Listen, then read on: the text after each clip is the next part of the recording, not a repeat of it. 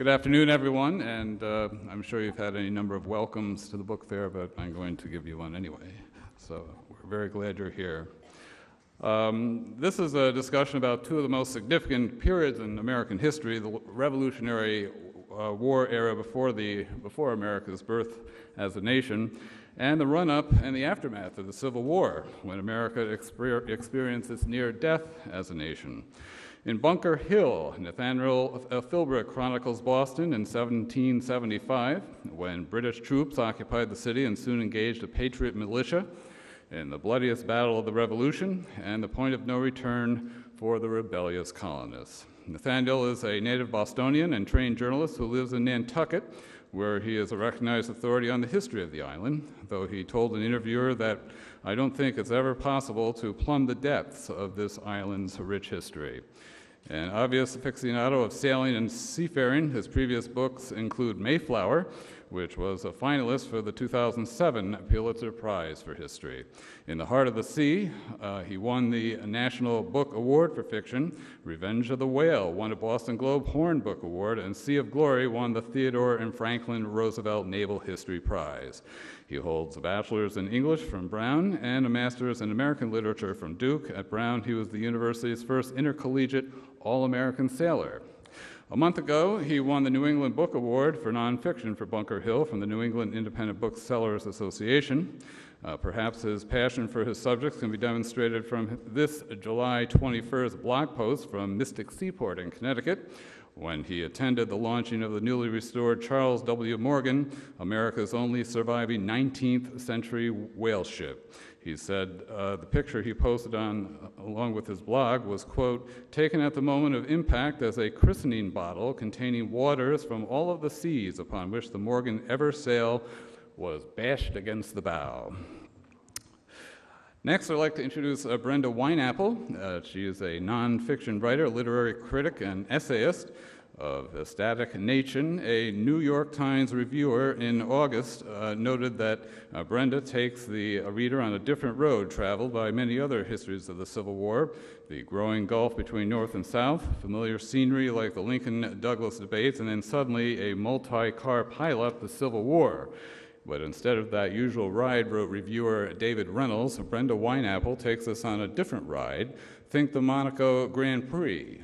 Zigzagging, sometimes precipitous, with hairpin turns that slow you to a crawl, followed by straightaways where you reach 200.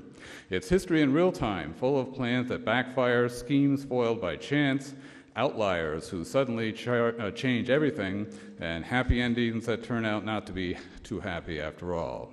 Besides Ecstatic Nation, Brenda's books include White Heat, The Friendship of Emily Dickinson and Thomas Wentworth Higginson, Hawthorne, A Life, Sister Brother Gertrude, and Leo Stein.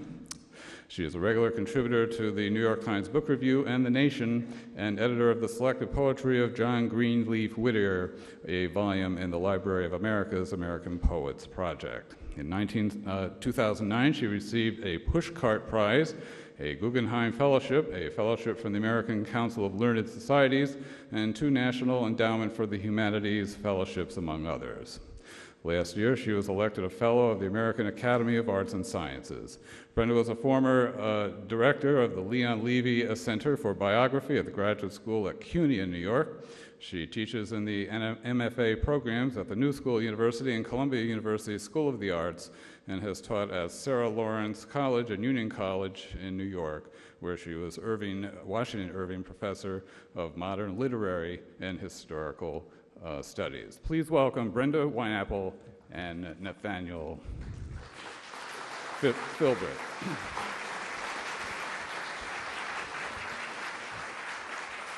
On my way over here, Nathaniel, I talked about how both of these subjects are, obviously the most, notable, or among the most notable eras of American history. How could we characterize, a comparative, between your book and Brenda's when it comes to, intensity and relevance? We're both in the Revolution and with the Civil War. There wasn't very much of a clear future in any era. in either of the eras. Yeah, well, I was thinking about this question actually when I heard about the great opportunity to be paired with Brenda. And my Bunker Hill begins and ends with John Quincy Adams. It begins with him at 7 years old, standing on a hill with his mother, then in her early 30s, on June 17, 1775, watching the Battle of Bunker Hill from a hill about 12 miles away. And later in his life, he would record in his journal that it was an experience, an unforgettable experience. Both of them were weeping as they watched the British Navy unleash cannonballs on the Patriots gathered on Bunker Hill. But really what hit him the most was learning a few days later that their family doctor, Dr. Joseph Warren, had been killed at the Battle of Bunker Hill during the last British charge. And this was devastating for John Quincy, whose father was now spending more and more time away, actually at he was then at the Second Continental Congress 300 miles away in Philadelphia. And it was the death of Joseph Warren that moved him so deeply that for the rest of his life, he would refrain from attending celebrations of the Battle of Bunker Hill in Charlestown. And so my book begins with that, and Joseph Warren is a major character, one I think a lot of us don't know a lot about. We think of the other Adams, the John Quincy's dad and Samuel Adams. But the book ends with John Quincy Adams 68 years later on June 17 in the 1840s with the building, the Bunker Hill Monument has been built on Bunker Hill. And once again, he refuses to attend, and yet he watches once again from the family home where he sees the smoke of a cannon go off, and it reminds him of that time. And at this time in his life, John Quincy Adams, a president, is now a lowly U.S. congressman who's taken up the fight against slavery because what he realizes is the work that his Dr. Joseph Warren and his father worked so hard for is not over. And we segue to Brenda. Yeah, very interesting. First of all, it's a pleasure to be here. Thank you for the introduction. It's great to be here with Nathaniel Philbrick. And especially feel like, as Nathaniel was saying, that a kind of baton has been passed, and the baton that's been passed from Bunker Hill to my book is John Quincy Adams. And it's not necessarily a name, he's not necessarily a name that we conjure with anymore. You think, you think of, I don't know, Washington and Jefferson and Madison, and then later, of course, Lincoln, and even later than that, Grant, and going forward. John Quincy Adams was not really known for his presidency. He was more known for what happens, as Nathaniel says, for his post-presidency when he actually goes into the House of Representatives. He's also known as a man of refusals, and as that word is interesting to me because one of the very last words that he uttered was no, word of refusal.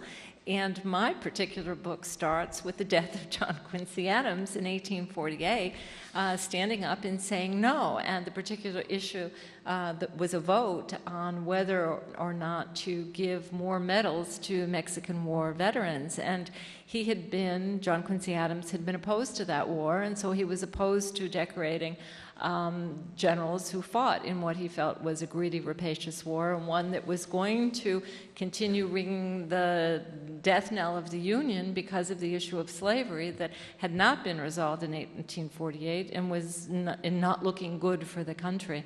And so here was a man who had served his country well, both as president and then in the House of Representatives, uttering no and ending his life at that particular moment. And for me, that was a watershed moment, not just because of the Mexican War, which ends in 1848, but because John Quincy Adams was the descendant of John Adams and all of the founding fathers.